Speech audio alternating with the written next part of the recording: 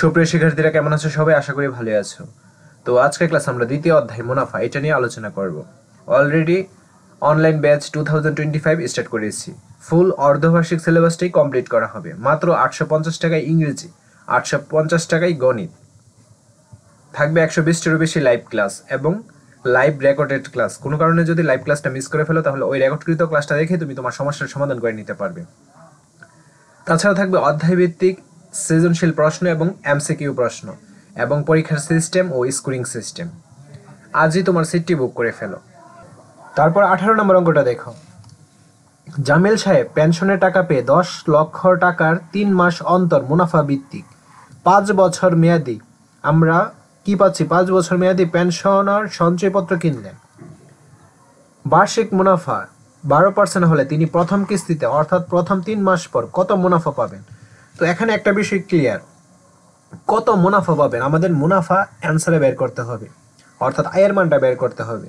তার মানে এই যে 10 লক্ষ টাকা, এটা কি? এটা হচ্ছে আসল, ঠিক আছে, বা মূলধন। 10 লক্ষ টাকাটা কি আসল বা মূলধন? কিভাবে বুঝছি? কারণ এখানে কত মুনাফা পাবেন এটা মুনাফা, বাকিটা কি হয়ে যাবে? আসল। আচ্ছা, আমরা তথ্যটা তুলে নিই। দেওয়া আছে কি? দেওয়া আছে আসল। আসল পি ইকুয়ালস টু কত? 10 লক্ষ টাকা। একক, দশক, শতক, হাজার, অযু, লক্ষ, নিযুত। 10 লক্ষ টাকা। তারপর বার্ষিক, তারপর দেখো 3 মাস অন্তর মুনাফা ভিত্তিক 5 বছর মেয়াদী পেনশনার সঞ্চয়পত্র কিনলেন। তো সময় এন ইকুয়ালস টু কিন্তু 5 বছর হবে না, কারণ সে 5 বছর মেয়াদী পেনশনার সঞ্চয়পত্র কিনলেন। কিন্তু অঙ্কে আমাদের কয় মাসের বা কত বছরের মান বের করার জন্য বলছে। অঙ্কে বলছে প্রথম 3 মাস পর কত মুনাফা পাবেন, অর্থাৎ প্রথম 3 মাস, এইটাকে কিন্তু ধরতে হবে। তো আমরা পেয়েছি সময় 3 মাস। এখন মাসকে বছরে নিতে হবে। বছরে নেওয়ার জন্য অবশ্যই 12 দ্বারা ভাগ করতে হবে, তখন এটা বছর হয়ে যাবে। আর এখানে লিখে দিবা যে 1 বছর সমান 12 মাস, না লিখলেও প্রবলেম নেই। দেন আমরা কি পাচ্ছি? মুনাফার হার আর ইকুয়ালস টু কি পাচ্ছি? দেখো মুনাফার হার হচ্ছে 12%, পার্সেন্ট দিয়েছে 12%। তো পার্সেন্ট তো আমাদের এখানে উঠাতে হবে। পার্সেন্টের পরিবর্তে আমরা কি দিব? নিচে 100 দিব আর উপরে 12, আর তখন এখানে টাকা হয়ে যাবে। ঠিক আছে, এখন আমরা সূত্র বসাবো। আমরা জানি I equals to P R M. তো এখানে পি এর মান আমরা পেয়েছি 10 লক্ষ, একক, দশক, শতক, হাজার, অযু, লক্ষ, নিযুত। আর আর এর মান পেয়েছি 100/12। দেন এন এর মান পেয়েছি 12/3। এই 12 কাটাকাটি, দেন এই 100 দ্বারা এই 10 লক্ষ কাটাকাটি করা যায়, অর্থাৎ 2টা শূন্য কম হয়ে যাবে। 1টা 2টা 3টা 4টা শূন্য হবে, 1 2 3 4, অর্থাৎ 10,000। 10,000 আর 3 গুণ দিলে হবে 30,000। এই হলো অ্যান্সার, একদম ইজি কিন্তু। তারপর কারো যদি প্রবলেম হয় তখন তোমরা কি করবা? এই যে 10 লক্ষ 12 আর 3 একসাথে গুণ দিবা, দেন 100 দ্বারা ভাগ করবা, 12 দ্বারা ভাগ করবা, অ্যান্সারটা 30,000ই পাবা। এটাই হচ্ছে উত্তর। তারপর 5 নম্বর অঙ্কটা দেখো। বার্ষিক মুনাফার শতকরা 10 টাকা থেকে কমে 8 টাকা হলো। 10 টাকা থেকে কমে 8 টাকা হলো, এটা কি? এটা হচ্ছে মুনাফার হার। কিভাবে বুঝলাম? বার্ষিক মুনাফা শতকরা এই কথাটা লিখে আছে। তো তথ্যগুলো তুলে নিই। প্রথমে দেওয়া আছে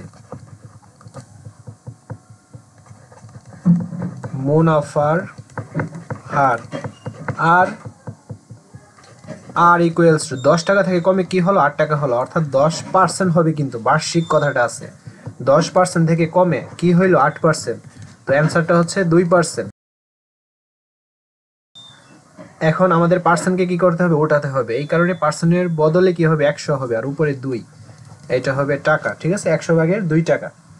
আর কি তথ্য পাচ্ছি? 3,000 টাকার 3 বছরের মুনাফা কত হবে?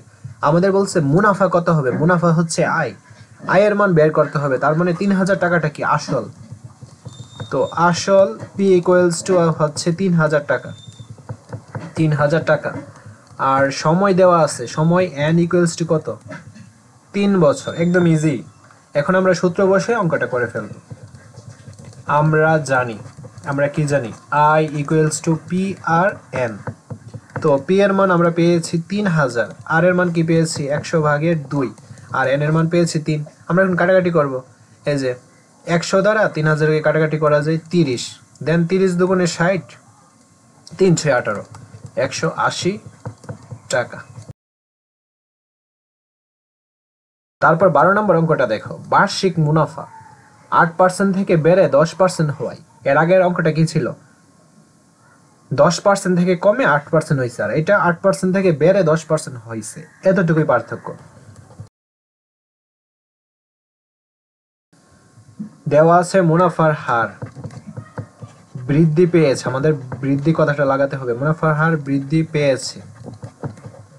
এর আগের অঙ্কে ছিল কি 10% থেকে কমে 8% হয়েছে, আর এই অঙ্কে 8% থেকে বেড়ে 10% হয়েছে, অর্থাৎ 10 প্রথমে লিখতে হবে, 10% মাইনাস 8% ইকুয়ালস টু কত? 2%। আর এখানে যদি 8টা দাও তাহলে সবচেয়ে বেশি বেটার হবে। আর ইকুয়ালস টু 10% মাইনাস 8%, 2%। তো পার্সেন্টকে উঠে দিব, নিচে 100 হবে, উপরে 2, তখন এখানে টাকা হয়ে যাবে 100 ভাগের 2 টাকা। তারপর সময়, এই যে সময় দেওয়া আছে 4 বছর, সময় n ইকুয়ালস টু 4 বছর। তারপর কি 128 টাকা বেড়ে গেল। মূলধন কত? মূলধন বলতে আসল, আমাদের বলছে আসল বের করার জন্য, তার মানে 128 টাকা। এটা কি? এটা হচ্ছে মুনাফা। মুনাফাকে প্রকাশ করা হয় আই দ্বারা। মুনাফা আই সমান 128 টাকা, 128 টাকা। ঠিক আছে, এখন আমরা জাস্ট সূত্রটা বসে অঙ্কের সমাধানটা করে ফেলবো। আমরা জানি I equals to P R M. তো আমাদের কিসের মান বের করতে হবে? মূলধনের মান, আসলের মান।